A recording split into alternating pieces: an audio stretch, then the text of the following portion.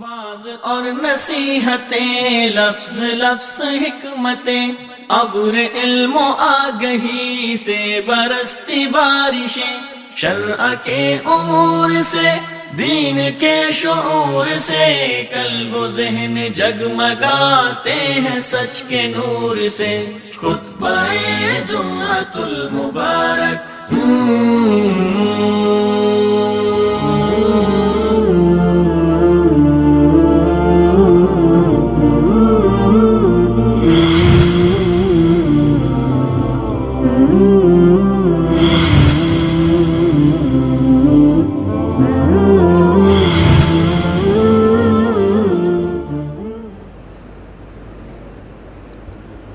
السلام علیکم ورحمۃ اللہ وبرکاتہ۔ ان الحمد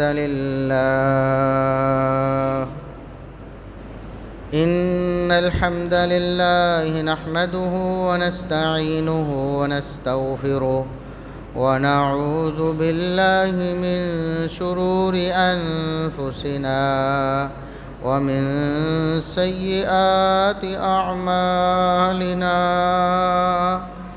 من يهده الله فلا مضل له ومن يضلل فلا هادي له، أشهد أن لا إله إلا الله وحده لا شريك له، وأشهد أن محمدًا عبده ورسوله۔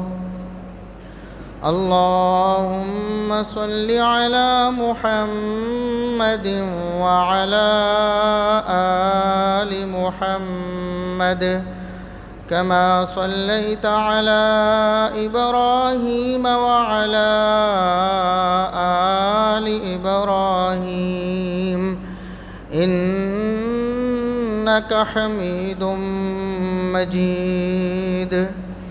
اللهم بارك على محمد وعلى آل محمد كما باركت على إبراهيم وعلى آل إبراهيم إنك حميد مجيد۔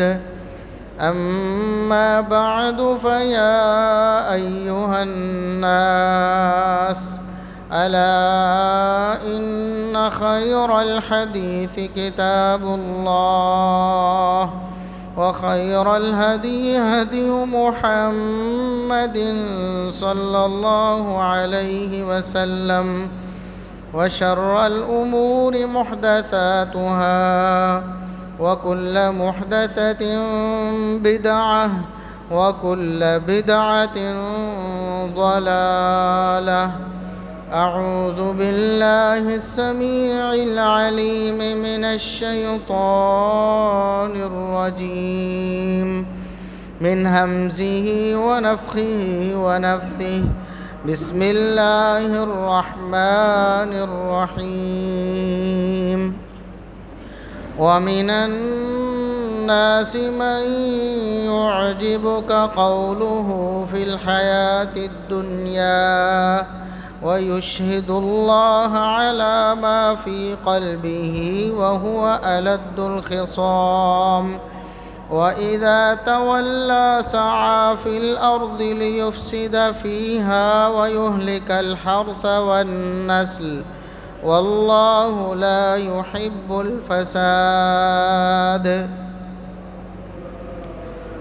انتہائی قابل احترام بزرگوں، عزیز نوجوان ساتھیوں، معززات و مکرمات اسلامی ماں اور بہنوں، ہر قسم کی حمد و ثنا، تعریف و تمجید، کبریائی، بڑائی، رفعت و عظمت اللہ رب العزت کے لیے جو پوری کائنات کا خالق و مالک ہے۔ بے شمار لا تعداد، بے حد و حساب درود و سلام پیغمبر آخر الزماں، محسن انسانیت، محسن کائنات جناب محمد الرسول اللہ صلی اللہ علیہ وسلم کی ذات اقدس پر خطبے میں نے جو آیات کریمہ آپ کے سامنے تلاوت کی ہیں سورہ بقرہ کی، میں پہلے ان کا آسان ترجمہ آپ کے سامنے پیش کرتا ہوں۔ وہ ترجمہ سننے کے بعد انشاءاللہ آپ کو پتہ چلے گا کہ قرآن کریم واقعی ہر دور کے لیے اور ہر طبقہ فکر کے لوگوں کے لیے، ہر علاقے کے لوگوں کے لیے رہنمائی اور ہدایت ہے، اور قرآن کریم نے قیامت تک ہونے والے معاملات کا نقشہ پہلے ہی کھینچا ہوا ہے، اور قرآن کریم کی آیات ہمارے ماحول معاشرے پر، ہمارے رویوں پر کس قدر صادق آتی ہیں۔ اللہ رب العزت نے فرمایا وَمِنَ النَّاسِ مَن يُعْجِبُكَ قَوْلُهُ فِي الْحَيَاةِ الدُّنْيَا، کچھ لوگ ایسے ہیں دنیاوی طور پر ان کی باتیں آپ کو بڑی اچھی لگیں گی۔ یہ اللہ رب العزت اپنے نبی کریم محمد الرسول اللہ صلی اللہ علیہ وسلم کو خطاب فرما رہا ہے کہ اے نبی،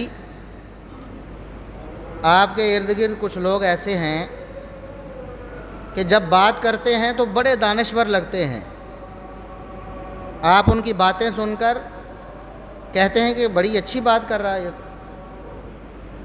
وَيُشْهِدُ اللَّهَ عَلَى مَا فِي قَلْبِهِ، اور وہ جب باتیں کر رہا ہوتا ہے تو وہ قسمیں اٹھا کر، حلف دے کر آپ کو یقین دلاتا ہے کہ جو کچھ میرے اندر ہے وہی میرے باہر ہے، جو میرے دل میں ہے وہی زبان پر آ رہا ہے۔ وہ آپ کو اتنا یقین دلا دیتا ہے، آپ ماننے پر مجبور ہو جاتے ہیں کہ یار یہ بندہ، یہ کھرا بندہ لگتا ہے، اس کی باتوں سے ایسا محسوس ہوتا ہے۔ اور یہ عام انسان کی بات نہیں، پوری کائنات کے سب سے جینیس فرد محمد الرسول اللہ صلی اللہ علیہ وسلم، سب سے سمجھدار، سب سے زیادہ نفسیات کو جاننے والے، سب سے بڑھ کر انسانی رویوں کو سمجھنے والے نبی کریم صلی اللہ علیہ وسلم کو اللہ فرماتا ہے کہ کچھ لوگ ایسے ہیں کہ آپ کو بھی ان کی باتیں سن کر بس اوقات یہ لگے گا کہ یہ بالکل ٹھیک کہہ رہا ہے اور بڑی بھری باتیں کر رہا ہے، اور یہ کیسے اندر اور باہر سے الگ ہو سکتا ہے، یہ تو ہمیں یقین دلا رہا ہے، قسمیں اٹھا رہا ہے کہ یہ بالکل اپنے دل کی باتیں زبان پہ لا رہا ہے۔ وَهُوَ أَلَدُّ الْخِصَامِ، حالانکہ اے نبی حقیقت بالکل برعکس ہوتی ہے۔ کچھ لوگ ایسے ہوتے ہیں چکنی چپڑی باتیں کر کے آپ کو اپنی باتوں میں گھیر لیتے ہیں اور آپ کو یقین دلا دیتے ہیں کہ یہ بہت اچھے ہیں، بہت مخلص ہیں۔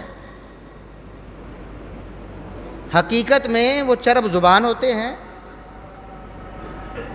جب وقت پڑتا ہے ان کو بتایا جاتا ہے کہ بھئی یہ آپ کی غلطی ہے، وہ ماننے کی بجائے آگے سے جھگڑا کرتے ہیں، جھگڑالو ہیں، اپنے آپ کو ہمیشہ صحیح باور کرانے کے لیے وہ کچھ بھی کرتے ہیں۔ ویسے تو بڑے بھلے معلوم ہو رہے ہیں باتوں میں، لیکن جب ان کو بتایا جاتا ہے کہ یہ بات غلط ہے، یہ انداز غلط ہے، یہ طریقہ غلط ہے، تو وہ پھر پاؤں پر پانی نہیں پڑنے دیتے، وہ ماننے کے لیے تیار ہی نہیں ہوتے۔ اور منوانے والا یا سمجھانے والا کون ہے؟ محمد الرسول اللہ صلی اللہ علیہ وسلم۔ تب بھی وہ بدبخت ایسے ہیں، خوشنما باتیں تو کرتے ہیں، قسمیں بھی اٹھاتے ہیں کہ ہم دل کی بات کریں، ہم بڑے مخلص ہیں، لیکن حقیقت میں چرب زبان اور اپنی غلطی تسلیم نہ کرنے والے، اپنی غلطی پر ڈٹ جانے والے ہیں۔ اگلی آیت وَإِذَا قِيلَ لَهُ اتَّقِ اللَّهَ، جب انہیں یہ کھل کر صاف الفاظ میں کہا جاتا ہے کہ بھئی اللہ کے بندے اللہ سے ڈر جاؤ، تم جس غلطی پہ ہو اور ڈٹے ہوئے ہو اللہ سے ڈر جاؤ، غلطی چھوڑ دو۔ أَخَذَتْهُ الْعِزَّةُ بِالْإِثْمِ،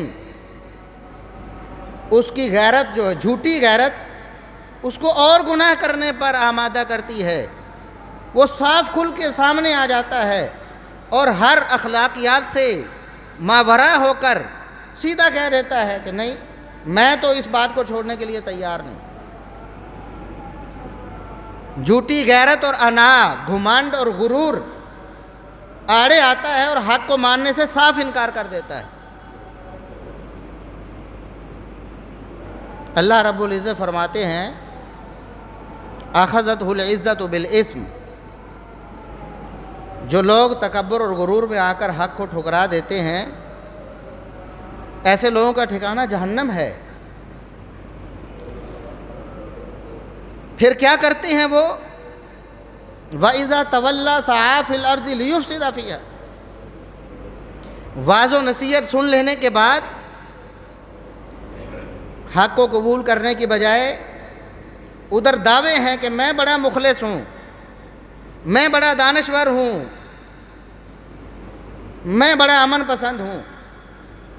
جب سمجھایا جاتا ہے سمجھنے کے بجائے واپس جا کر پھر کیا کرتا ہے؟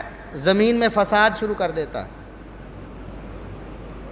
قرآن کریم کے الفاظ ہیں، کیا کرنا شروع کر دیتا ہے؟ یہلک الحرث والنسل، کھیتیوں کو اجاڑنے لگتے ہیں، درختوں کو اکھاڑنے لگتے ہیں، نباتات کو، اللہ کی بنائی ہوئی نعمتوں کو برباد کرنے لگتے ہیں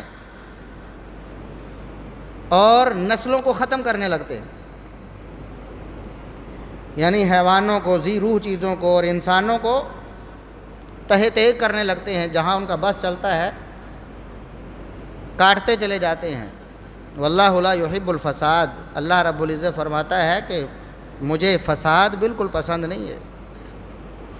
ایسے لوگوں کا ٹھکانہ جہنم ہے، برباد ہو جائیں گے، ان کی دنیا آخرت تباہ ہو جائے گی۔ یہ صرف منہ کے میٹھے ہیں، بعض باتیں ایسی کرتے ہیں، دانشور ہیں، لیکن حقیقت میں اتنے بدبخت ہیں، ان کے دل میں اصل میں ایمان نہیں ہے، ان کے دل میں حق کو قبول کرنے کی جستجو نہیں ہے۔ یہ فسادی لوگ ہیں، انہیں سمجھایا جاتا ہے فساد سے باز آ جاؤ، یہ الٹا اور فساد کرتے۔ اب یہ آیات آپ نے سن لی ہیں قرآن کریم کی سورہ بقرہ کی 3 آیات۔ اپنے ماحول معاشرے پہ، آج کل کے رویوں پہ، آج کل کی سیاست پہ اس کو فٹ کر کے دیکھ لیں، اور یہ ہمارا عمومی رویہ بن چکا ہے، اور آہستہ آہستہ بات جو ہے نا وہ آخری حدوں کو چھو رہی ہے۔ بالکل جسے کہتے ہیں نا کہ ایک وہ ریڈ لائن، ایک تو ہماری بنائی ہوئی ریڈ لائن ہے، فلاں میری ریڈ لائن ہے، فلاں علاقہ ہماری ریڈ لائن ہے، ایک اللہ کی حدود ہیں جو اصل میں ریڈ لائن ہے ہمارے لیے۔ قرآن کریم کے احکام ہیں، محمد الرسول اللہ صلی اللہ علیہ وسلم کے فرامین ہیں جو اصل میں ہمارے لیے ریڈ لائنز ہیں۔ ہم من حیث المجوو ان ریڈ لائنز کو کراس کر چکے ہیں،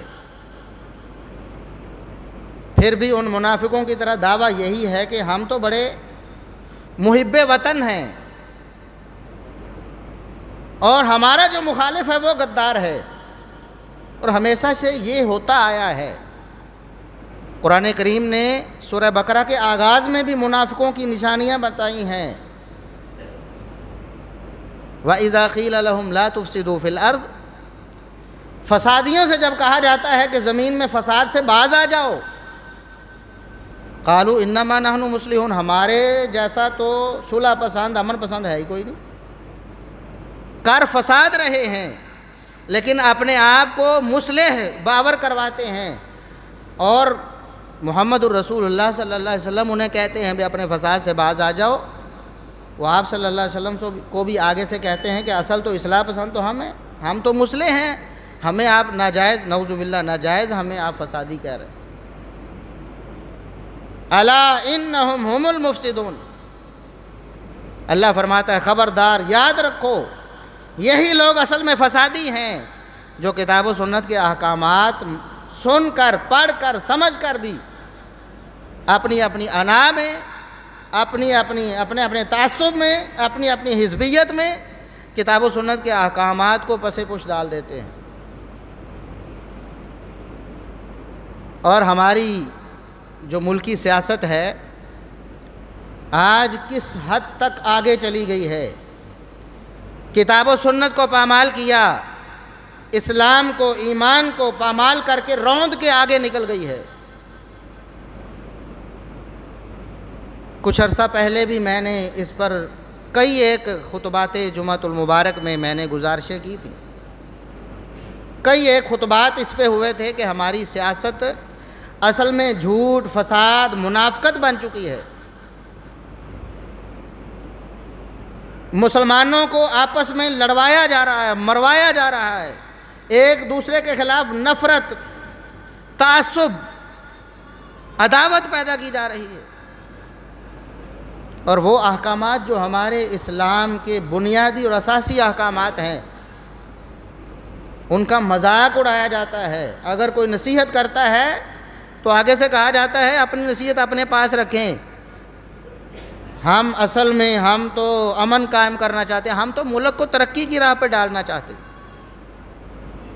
کیا جھوٹ بول کر، کیا مسلمانوں کی عزتوں کو اچھال کر، کیا اخلاقیات کا دامن چھوڑ کر، کیا دنگا فساد کر کے، لڑائی جھگڑے کر کے، خون خرابہ کر کے، ملک کا امن برباد کر کے کیا آپ ملک کو ترقی کی راہ پہ ڈالیں گے؟ اور حد ہو گئی ہے۔ پہلے کہتے تھے یہ مولوی بڑے متشدد ہوتے ہیں، بڑے متشدد ہوتے ہیں، یہ آگ لگاتے ہیں، منبر و محراب سے کفر کے فتوے جاری ہوتے ہیں، دنگا فساد کروایا جاتا ہے۔ اس سے انکار نہیں کہ کچھ لوگ ایسے ہیں۔ آپ کو مائک پہ، آپ کو منبر پہ، آپ کو محراب پہ، آپ کو سٹیج پہ ایسے لوگ مل جائیں گے، یہ حقیقت ہے، جو ایسی کارروائیوں میں ملوث ہے، جو فتنہ فساد پھیلاتے ہیں۔ ہمیں چاہیے کہ ان کو پہچانیں اور ان کے بارے میں بات کریں، نہ کہ منبر و محراب کو، جو محمد الرسول اللہ صلی اللہ علیہ وسلم کی وراثت ہے، اس کو بدنام کرنا شروع کر۔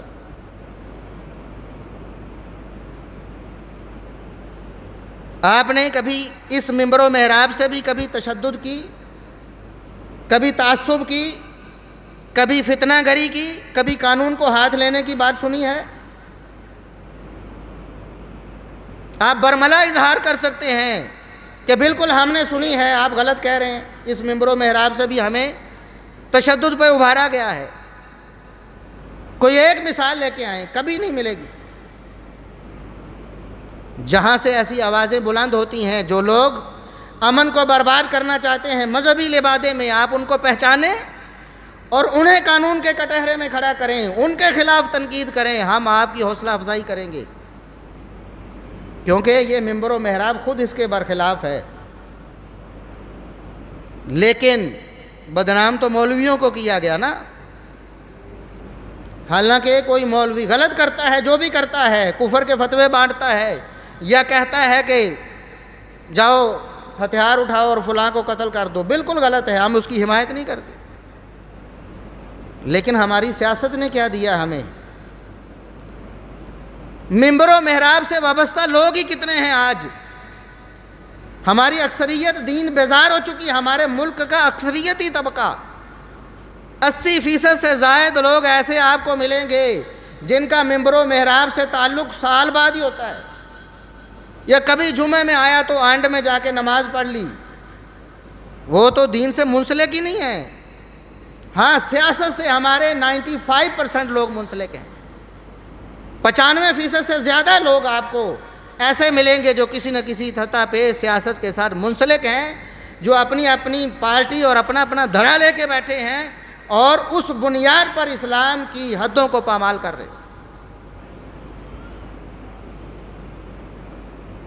آپ کو جمہوریت نے یہ حق دیا ہے کہ آپ تنقید کر سکتے ہیں، اپنا مدعا بیان کر سکتے ہیں، اپنے بنیادی حقوق کا مطالبہ کر سکتے ہیں۔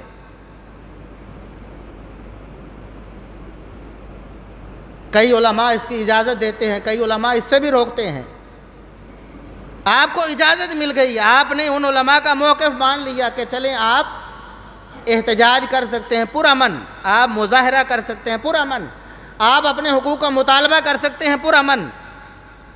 کبھی آپ کو علماء نے کہا کہ آپ ہتھیار لے کر مظاہرہ کریں، جا کے آپ لوگوں کے راستے بند کر کے ایمبولینسوں کو روک کر مریضوں کو مرنے دیں، سسکنے دیں، تڑپنے دیں، آپ وہاں جا کر ملک کی املاک کا نقصان کریں، آپ آگ لگائیں، لوگوں کی گاڑیوں کو جلائیں، سرکاری املاک کو برباد کریں، کیا کبھی آپ کو کسی عالم نے یہ فتویٰ دیا ہے؟ نہیں، لیکن سیاست میں آپ کو ملے گا۔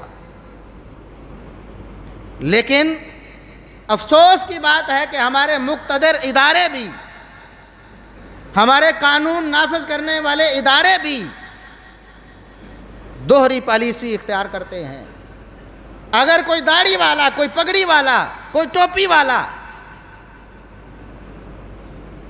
ایسے کام کے 100ویں حصے کو بھی پہنچے، اگر ایسا کام اس سے سرزد ہو جائے 100 گنا کم بھی، اس کو دہشت گرد بھی کہیں گے، اس کو پابند سلاسل بھی کریں گے، اس کو انکاؤنٹر کر کے مار بھی دیں گے، ان کو دہشت گرد ڈکلیئر کر کے ان کی جماعت پر پابندی بھی لگائیں گے، ان کو کالعدم بھی قرار دیں گے۔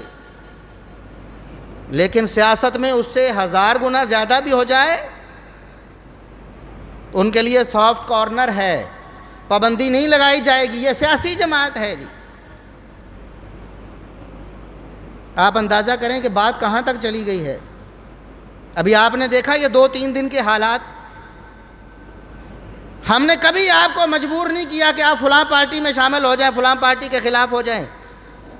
ہم نے تو پہلے بھی یہ کہا کہ آپ سچے اور پکے مسلمان بن جائیں، کتاب و سنت کی حدود کو اپنا لیں اور اس پر عمل کرنا شروع کر دیں۔ آپ جس بھی پارٹی میں ہوں گے آپ ملک کے لیے مفید ہوں گے۔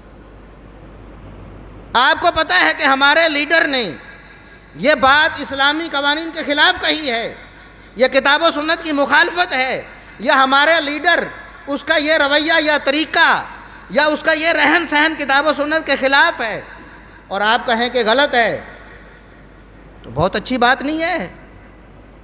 اس کا اثر ہوگا، افراد کی جو رائے ہے آگے آپ کے نمائندوں کو، اور نمائندوں کی رائے آگے حکمرانوں کو یا پارٹی لیڈرز کو پہنچے گی، اس کا فائدہ ہوگا کہ آپ کے ووٹرز اور سپورٹرز ان چیزوں کو پسند نہیں کرتے۔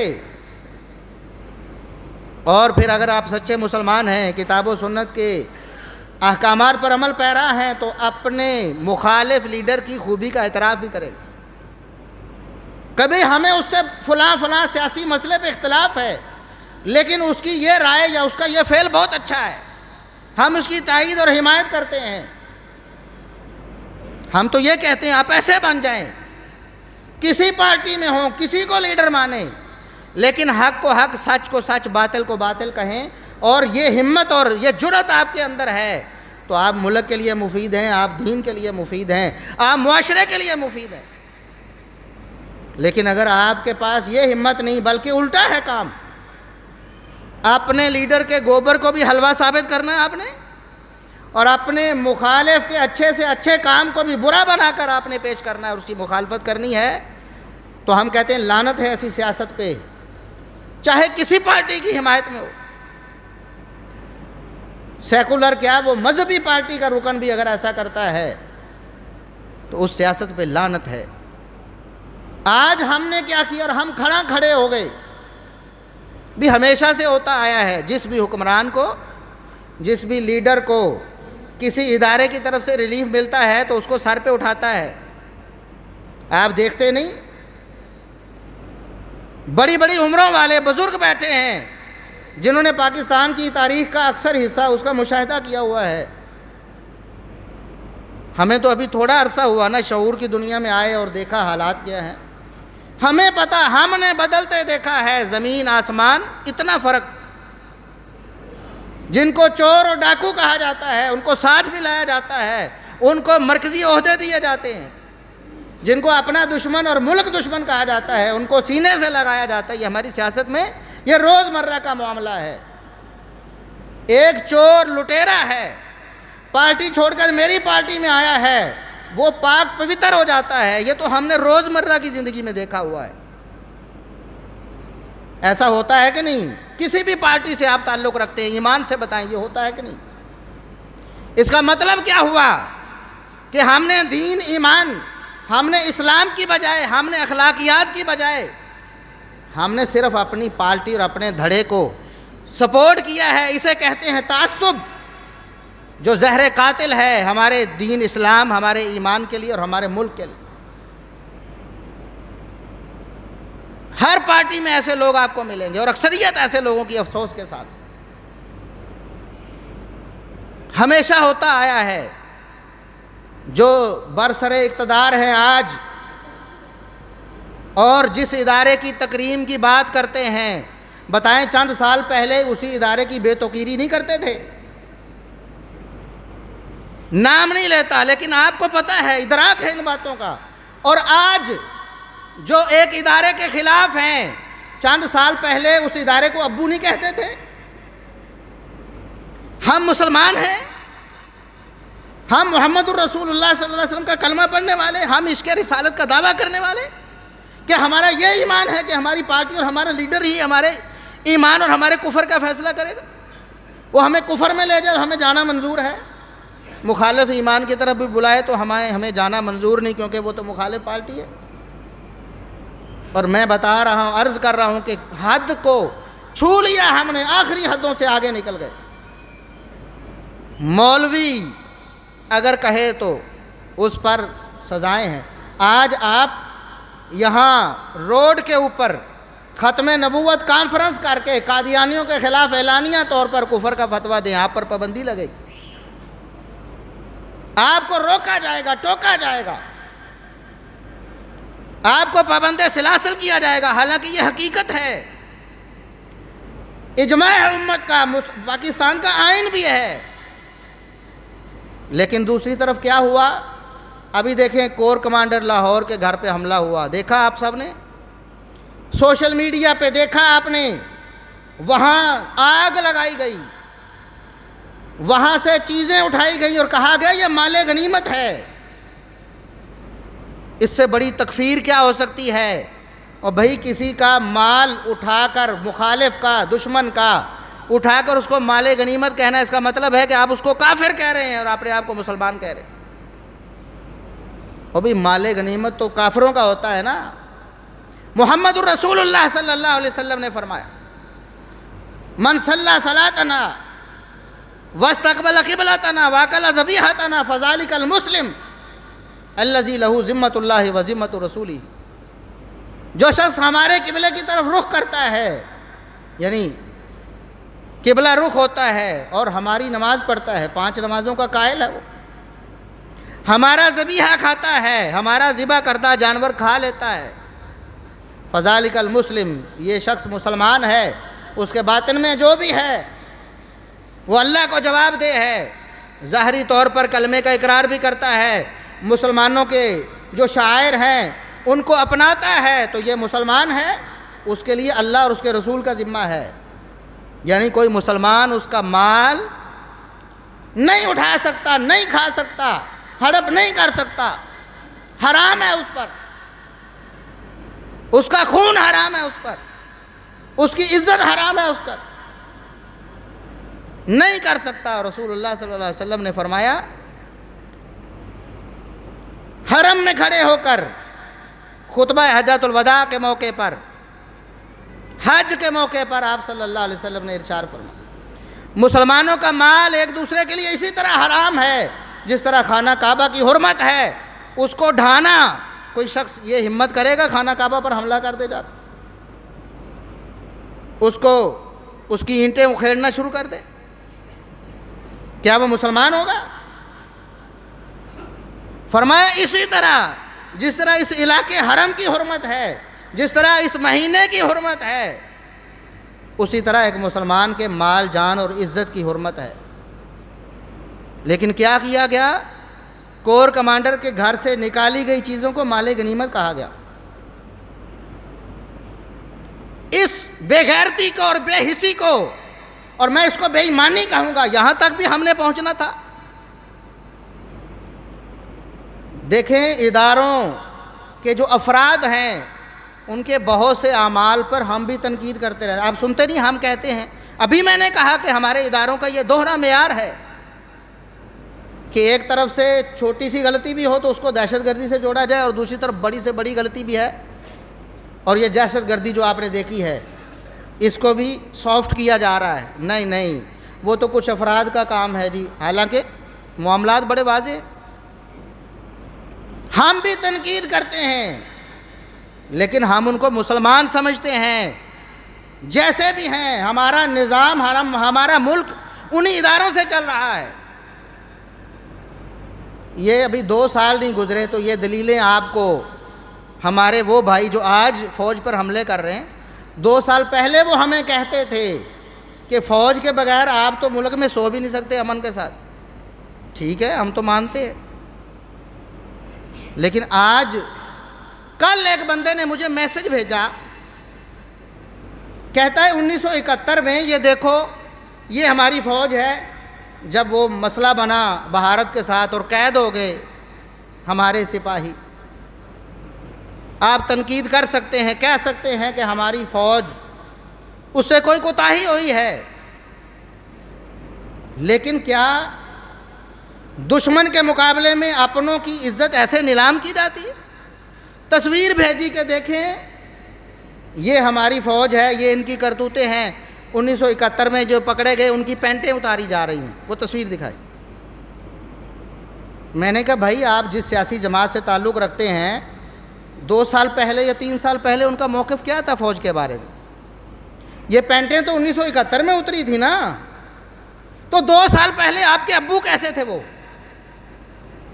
2 سال پہلے آپ نے کہا کہ وہ ابو ہیں، اور آج سب سے بڑا غدار انہیں ثابت کر رہے ہیں آپ۔ یہ کیا کر رہے ہیں؟ یہ بے ایمانی ہے، منافقت ہے۔ اللہ کے لیے چھوڑ دیں اسے۔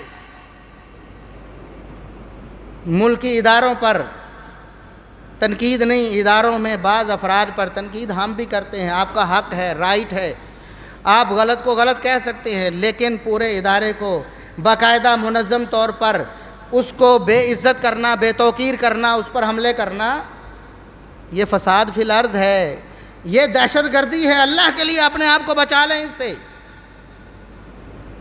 آپ کس طرف چل نکلے ہیں؟ ایجنڈا کیا ہے آپ کا؟ آپ چاہتے ہیں کہ فوج کو ناکام ثابت کریں اور عملی طور پر ان کو ناکام کر دیں، اس کے بعد پھر کیا کریں گے؟ کیا آپ ملک سنبھال لیں گے؟ فوجی جرنیلوں پر ہم بھی تنقید کرتے ہیں۔ جنرل پرویز مشرف پر ہم نے تنقید نہیں کی، ہم نے بددعائیں کی اس کے خلاف، اس کے ظلم و ستم کے خلاف، لیکن انصاف کا دامن ہاتھ سے نہیں چھوڑنا چاہیے۔ فوج کے اندر جو میرے کتنے عزیز ایسے ہیں جن کا تعلق فوج سے ہے، آپ کے کتنے عزیز ہوں گے، آپ کے رشتہ دار ہوں گے، ہر شخص کسی نہ کسی طرح، پورے ہمارے ادارے ہمارے اندر سے ہی ہے نا۔ اور میں تو یہ سوچ رہا ہوں کہ خدا نخواستہ اگر وہاں کوئی کور کمانڈر کی اور ان کے گھر کی عورتیں ہوتی اور ان کے ہاتھ لگتی تو یہ کیا کرتے؟ اگر اب مور اٹھایا ہے تو کہتے مال غنیمت ملا ہے، وہاں سے سالن اٹھایا ہے، وہاں سے فروٹ اٹھایا ہے، کہتے مال غنیمت ملا ہمیں۔ مال غنیمت تو کافروں کا ہوتا ہے نا، مسلمانوں کا تو نہیں ہوتا۔ اگر وہاں عورتیں ملتی، ان کے ہاتھ لگتی، یہ ہمارا ایمان ہے، یہ ہماری غیرت ہے، یہ ہمارا دین ہے، یہ ہمارا عشق رسالت ہے۔ کیا محمد الرسول اللہ صلی اللہ علیہ وسلم نے ہمیں یہ سکھایا تھا؟ قتل و غارت، فتنہ گری، کسی نام سے بھی آپ کریں، اللہ اور اس کے رسول صلی اللہ علیہ وسلم نے اس کی سخت مذمت کی۔ واللہ لا یحب الفساد، اللہ نے فرمایا نہ فساد کو میں پسند کرتا ہوں، نہ فسادی لوگوں کو پسند کرتا ہوں۔ اب بھی ہمارے پاس موقع ہے، اب بھی موقع ہے، اپنے آپ کو سنبھالیں، کسی پارٹی میں ہوں لیکن کتاب و سنت پر عمل کو اپنا شیوا بنائیں۔ پیمانہ آپ کے پاس کتاب و سنت ہونا چاہیے۔ فلاں لیڈر جو ہے، فلاں پارٹی کا لیڈر، اس کی یہ برائی ہمیں نظر آتی ہے، لیکن اپنے لیڈر میں اس سے بڑی برائی اس کو ہم جسٹیفائی کرنے کی کوشش کرتے ہیں، اس کی خرابیوں کی جسٹیفیکیشنز دیتے ہیں ہم۔ کیا ہم بطور مسلمان، بطور مومن ہمارا یہی شیوا ہونا؟ یہ تو منافقوں کا شیوا ہے،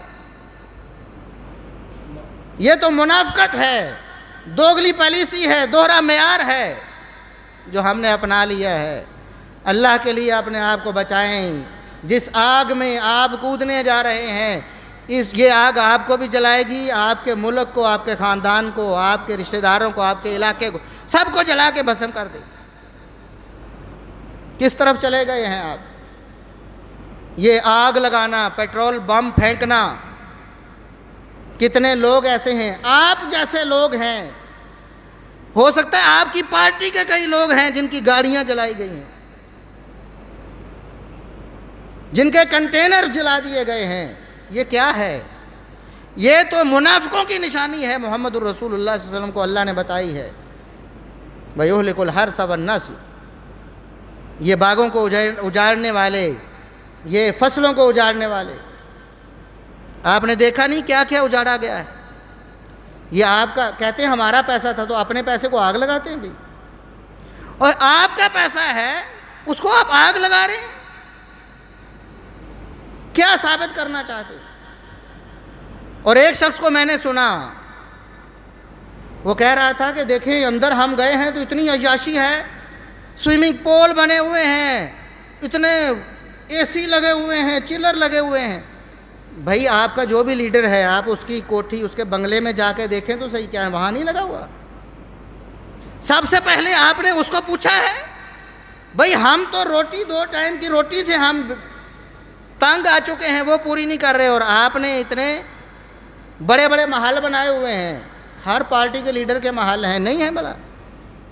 بتائیں کون سی پارٹی کا لیڈر ہے جو ایک بند کمرے میں رہتا ہے یا چھوٹے سے 5 مرلے کے گھر میں رہتا ہے؟ بتائیں تو صحیح۔ سب کے بڑے بڑے بنگلے ہیں، پورے گاؤں، پورے شہر بسائے ہوئے ہیں اندر، ایسا ہے کہ نہیں ہے؟ تو آپ کہتے ہیں جی کور کمانڈر فلاں۔ بھئی آپ کہتے ہیں کہ ہم سیاست کریں گے اور سیاست کے ذریعے ہم اس ملک کا نظام، یہی دعویٰ ہے نا سیاسی جماعت کا، تو بھی کریں۔ آپ کو اقتدار ملا تھا اس وقت کیوں نہیں کیا؟ نہیں کر سکے، اور آئندہ کوشش کریں اپنے آپ کو مضبوط کر کے اسمبلی میں جا کر قانون بنا کر ان لوگوں کو پابند کر دیں۔ بھئی آپ اتنے مرلے کے گھر میں رہ سکتے، اتنا بڑا بنگلہ نہیں بنا سکتے، ٹھیک ہے کریں، کیوں نہیں کیا آپ نے؟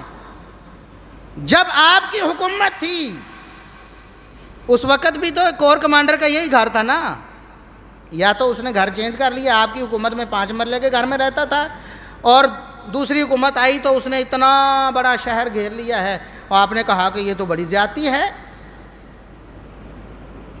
یہ منافقت ہے میرے بھائیوں، منافقت ہے۔ چاہے کسی پارٹی میں رہیں آپ پر کوئی پابندی نہیں، اور آپ کو کوئی زبردستی نہیں نکالا، لیکن اللہ کے لیے اگر آپ مومن ہیں، آپ محبت رسول کے دعوے دار ہیں، تو آپ کو اپنے ضمیر میں جھانکنا پڑے گا۔ ہر غلط بات جو اپنے لیڈر کی ہے اس کو کنڈیم کرنا پڑے گا، ہر صحیح بات جو آپ کے مخالف کی ہے اس کی تائید اور تحسین کرنی پڑے گی۔ یقین کریں ہمارے ملک میں انقلاب آ جائے گا، اس کے بغیر فساد ہی ہوگا۔ اللہ رب العزت ہمیں ہدایت عطا فرمائے۔ وآخر دعوانا ان الحمدللہ۔